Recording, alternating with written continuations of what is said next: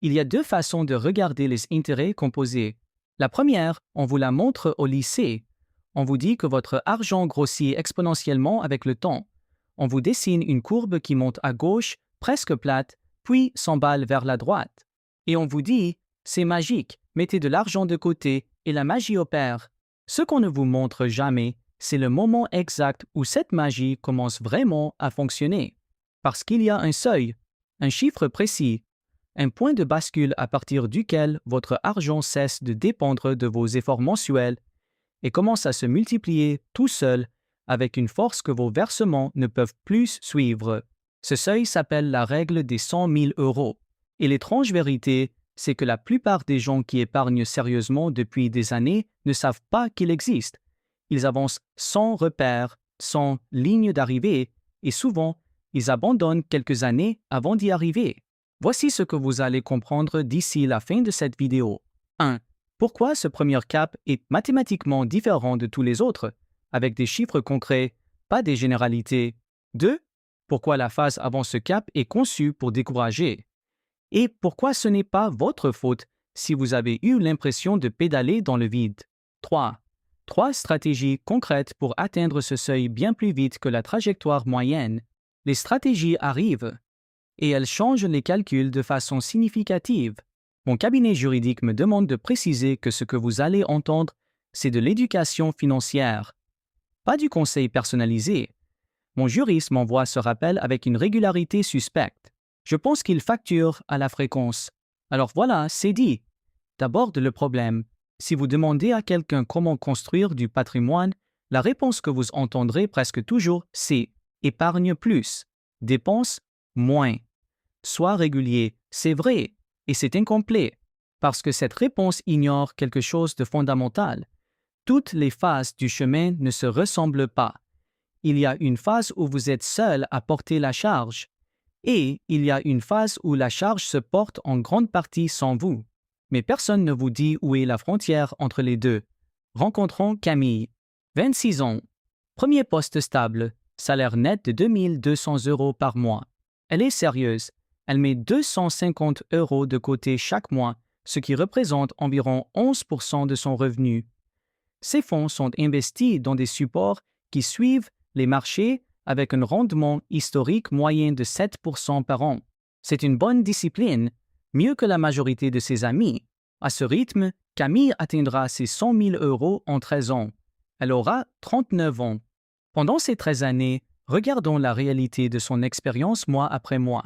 La première année, son portefeuille génère environ 210 € d'intérêt sur l'année entière. En gros, 17 € par mois. Elle verse 250 €. Les intérêts représentent 7% de sa contribution mensuelle. Elle fait tout le travail. 5 ans plus tard, son portefeuille approche 25 000 €. Les intérêts annuels montent à environ 1 700 €, soit 140 € par mois. Elle verse toujours 250 €. Les intérêts représentent maintenant 56% de sa contribution. La progression est réelle. Mais Camille reste encore le moteur principal. Et puis arrive le cap des 100 000 €. Regardez ce qui se passe. À 7%, son portefeuille génère 7 000 € de croissance par an, soit 583 € par mois. Elle versait 250. Son argent génère maintenant plus que le double de ce qu'elle met de côté chaque mois, sans qu'elle ait changé quoi que ce soit, sans effort supplémentaire, sans décision particulière. Le moteur a changé de main. Avant 100 000 €, vous êtes le moteur. Chaque euro de croissance vient principalement de votre discipline mensuelle. Les marchés participent, mais de façon imperceptible à l'échelle humaine. Après 100 000 €, le moteur tourne sans vous. Les intérêts composés, ces intérêts qui génèrent eux-mêmes des intérêts à chaque cycle, atteignent une masse critique suffisante pour dépasser votre capacité d'épargne. Ce n'est pas de la magie, ce n'est pas une promesse, c'est la mécanique des intérêts composés appliqués à un capital suffisant. Et si vous ne saviez pas où se trouve ce seuil, vous avanciez vers quelque chose sans savoir combien de chemin il vous restait. Permettez-moi une image. Imaginez un gros glaçon au sommet d'une pente enneigée. Au départ, il ne bouge pas. Vous devez le pousser. Il résiste. Il avance de quelques centimètres, s'arrête. Vous poussez encore, mais à chaque poussée, quelque chose se passe. Le glaçon ramasse un peu de neige autour de lui. Il grossit légèrement. Et plus il grossit, plus sa surface de contact s'agrandit et plus il capte la neige rapidement. Il y a un moment précis, un seul moment où quelque chose change. Un moment où si vous le poussez une dernière fois, il prend de la vitesse tout seul. Il dévale la pente. Il grossit à chaque mètre parcouru. Vous n'avez plus rien à faire. Ce moment, c'est 100 000 euros. La question, c'est combien de temps il vous faudra pour y arriver? Et est-ce que vous reconnaîtrez ce moment quand vous y serez? Maintenant, il faut qu'on parle d'autre chose. Quelque chose que la plupart des vidéos de finances personnelles ignorent. Cette phase avant le point de bascule, cette longue traversée pendant laquelle vous poussez votre glaçon dans la neige, est psychologiquement épuisante. Pas un peu difficile, vraiment difficile. Camille, après sa première année d'épargne disciplinée, regarde son portefeuille. 3 000 euros. Les marchés ont bougé dans tous les sens. Certains mois, la variation quotidienne de son portefeuille efface complètement sa contribution mensuelle. Elle a l'impression que ça ne sert à rien. Et ce sentiment, cette absence de signal clair, cette progression trop lente pour être perçue semaine après semaine, est la première raison pour laquelle les gens abandonnent. Selon les données sur le comportement des investisseurs particuliers en France, environ 60% de ceux qui commencent à épargner sérieusement réduisent ou stoppent leur versement dans les 3 premières années. Pas parce qu'ils n'ont pas d'argent, pas parce qu'ils manquent de discipline, parce qu'ils ont perdu la perspective, parce qu'ils ne savaient pas où était la ligne d'arrivée. Et sans ligne d'arrivée visible, le cerveau humain, câblé pour les gratifications immédiates, pour les signaux clairs de progrès, commence à suggérer doucement que ça ne vaut peut-être pas la peine. Voilà ce que j'essaie de changer en vous montrant ces chiffres. Le problème n'était pas votre discipline. Le problème, c'est que personne ne vous avait dit où était la ligne. Maintenant, vous savez. D'ailleurs, où en êtes-vous sur ce chemin aujourd'hui? Est-ce que vous avez déjà franchi les 100 000 euros en capital investi? Ou est-ce que vous êtes encore dans la phase de pousser du glaçon? Écrivez-le dans les commentaires. Ce n'est pas un concours, c'est un repère. Et si vous avez déjà passé ce cap, dites combien de temps ça vous a pris. Ça aidera ceux qui en sont au début à maintenir la perspective. Stratégie numéro 1. Accélération radicale du taux d'épargne. La moyenne du taux d'épargne en France tourne autour de 15 à 18% du revenu disponible des ménages. Mais ce chiffre inclut l'épargne forcée comme l'immobilier. En réalité, la grande majorité des gens qui investissent consciemment mettent de côté entre 5 et 12% de leurs revenus nets. C'est la trajectoire lente. 13 ans pour Camille, 20 ans ou plus pour beaucoup d'autres. La vraie accélération commence à partir de 20% et elle devient significative à 25 ou 30%. Je sais que ces chiffres paraissent extrêmes si vous n'y êtes pas. Alors, regardons ce que ça change concrètement. Camille passe de 250 euros par mois à 550 euros par mois. C'est 25% de son revenu net. Elle atteint ses 100 000 euros en 7 ans au lieu de 13. 6 ans de différence. 6 ans de plus pendant lesquels l'argent travaille à sa place. 6 ans supplémentaires d'intérêts composés qui s'accumulent sans qu'elle ait à décider quoi que ce soit. Concrètement, elle s'achète 6 ans. La question évidente, comment arrive-t-on à 25%? Il y a une règle simple que peu de gens appliquent, précisément parce qu'elle va à l'encontre d'un réflexe naturel très fort. Chaque fois que votre revenu augmente, promotion, changement de poste, prime, mission supplémentaire, il y a un réflexe humain quasi automatique. Vous augmentez votre niveau de vie, un appartement un peu plus grand, des sorties un peu plus fréquentes, un abonnement de plus, une voiture légèrement meilleure. Ce réflexe est humain, et c'est lui, précisément lui, qui maintient votre taux d'épargne identique même quand votre revenu progresse. La règle alternative est simple à formuler et difficile à tenir. Quand votre revenu augmente, augmentez votre épargne en premier. Pas votre niveau de vie. Le niveau de vie attend. L'effet cumulatif d'une augmentation de salaire redirigée vers l'épargne plutôt que vers la consommation est l'une des variables les plus puissantes dans le calcul du temps pour atteindre le point de bascule. Stratégie numéro 2. La différence entre épargner et investir, ce sont deux choses fondamentalement différentes, et les confondre ou les traiter comme équivalentes ralentit considérablement la progression vers le point de bascule. L'épargne, c'est de l'argent mis à l'abri. Livret A, compte courant, fonds garanti. Il est là, il est accessible, il ne fluctue pas. Et chaque année, il perd une partie de sa valeur réelle à cause de l'inflation. L'inflation en zone euro a oscillé entre 2 et 5% ces dernières années. Le livret A est aujourd'hui rémunéré à 3,5%. En période de forte inflation, le différentiel est négatif, votre argent perd du pouvoir d'achat même en restant sur votre livret. En termes réels, votre épargne bancaire classique stagne. Elle ne recule pas brutalement. Elle s'érode doucement, mois après mois, de façon presque imperceptible sur votre relevé. L'investissement obéit à une logique différente. Il expose votre argent aux fluctuations du marché, à la hausse comme à la baisse.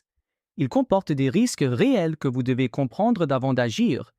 Il peut perdre de la valeur sur des périodes courtes, mais sur des horizons longs, et la progression vers 100 000 € est par définition un horizon long, les rendements historiques de certains supports d'investissement sont structurellement supérieurs à ceux de l'épargne bancaire. Ce n'est pas une garantie, c'est une tendance observable sur des décennies. Et comprendre cette distinction change la façon dont vous répartissez votre argent entre sécurité à court terme et croissance à long terme. La décision de rester uniquement dans des comptes d'épargne classiques, c'est une décision, consciente ou non. Elle a un coût en termes de temps pour atteindre le point de bascule. Faites vos recherches. Comprenez les supports disponibles dans votre situation. Adaptez à votre tolérance au risque et à votre horizon temporel. Stratégie numéro 3. Les leviers fiscaux et ce que la plupart des gens laissent sur la table. En France, il existe deux outils que la majorité des gens ignorent ou sous-utilisent. Pas parce qu'ils sont complexes, parce que personne ne leur en a parlé clairement. Le premier, c'est le plan d'épargne en action, le PEA. Ce compte vous permet d'investir dans les marchés européens dans un cadre fiscal avantageux. Après 5 ans de détention, les gains et plus-values générés dans ce cadre sont exonérés d'impôts sur le revenu. Vous payez uniquement les prélèvements sociaux. Concrètement, si votre portefeuille au sein d'un PEA génère 20 000 € de plus-value sur 10 ans, la part qui aurait normalement rejoint la case impôt sur le revenu reste dans votre portefeuille. C'est de l'argent supplémentaire qui travaille pour vous, pas grâce à de meilleurs investissements, juste grâce à l'utilisation d'un cadre légal accessible à n'importe qui. Le second levier peut être encore plus sous-estimé. Si votre employeur propose un plan d'épargne entreprise avec abondement et que vous n'en profitez pas, vous laissez littéralement de l'argent sur la table. L'abondement, c'est votre employeur qui ajoute des euros au-dessus de ce que vous versez vous-même dans ce plan. Dans certains cas, jusqu'à 100% de vos versements dans les limites légales. Réfléchissez à ce que ça signifie. Avant même que les marchés aient bougé d'un centime, vous doublez votre mise de départ sur la partie abondisse. Aucun placement au monde ne vous offre un rendement immédiat de 100% en point de départ. Si votre entreprise propose ce dispositif et que vous n'avez pas vérifié vos droits, demain matin, un appel à vos ressources humaines suffit. C'est 30 minutes qui peuvent changer votre calcul de plusieurs années. Voici ce qu'on a vu. Il existe un point de bascule précis dans tout parcours d'investissement, un seuil exact à partir duquel votre argent produit davantage que vous ne pouvez en épargner chaque mois. Ce seuil, c'est 100 000 € en capital investi et liquide. Avant ce cap, vous êtes le moteur. Chaque euro de croissance vient principalement de votre discipline mensuelle. Après ce cap, le moteur tourne seul. Les intérêts composés dépassent votre capacité d'épargne et continuent d'accélérer à chaque cycle. La phase avant est longue. Elle est conçue par la mécanique même de la finance pour paraître décourageante. 60% des épargnants sérieux n'y arrivent jamais, non pas par manque d'argent, mais par manque de perspective. 3 choses peuvent accélérer ce chemin. 1.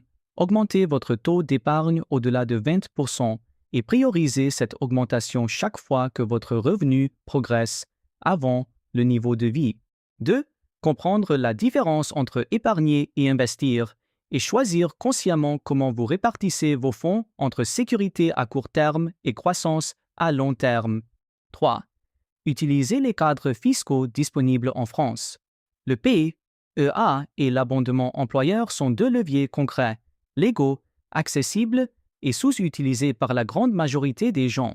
Vous savez maintenant où est la ligne. Vous n'avancez plus à l'aveugle. Ce soir, si vous n'avez pas encore de PEA, vérifiez les conditions d'ouverture. Si vous ne savez pas si votre entreprise propose un abondement, posez la question demain. 2 actions.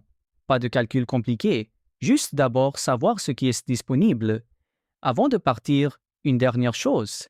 Tout ce qu'on vient de voir repose sur une hypothèse silencieuse, que votre argent reste là où vous l'avez mis. Mais beaucoup de gens ont des fuites qu'ils n'ont jamais cartographiées. Des abonnements actifs depuis des mois dont ils ont oublié l'existence. Des crédits à la consommation dont le coût total n'a jamais été calculé clairement. Des habitudes de dépenses qui s'érodent progressivement la marge disponible pour l'épargne, sans jamais apparaître nettement sur un relevé de compte. Ces fuites ne sont pas dramatiques prises une par une, mais accumulées sur des mois et des années, elles peuvent retarder votre arrivée au point de bascule de plusieurs années. C'est exactement ce que j'explore dans la prochaine vidéo. Comment identifier et stopper les fuites financières invisibles, celles qui sabotent silencieusement tout ce que vous construisez par ailleurs. Elle est déjà disponible. Je vous laisse décider si vous voulez continuer.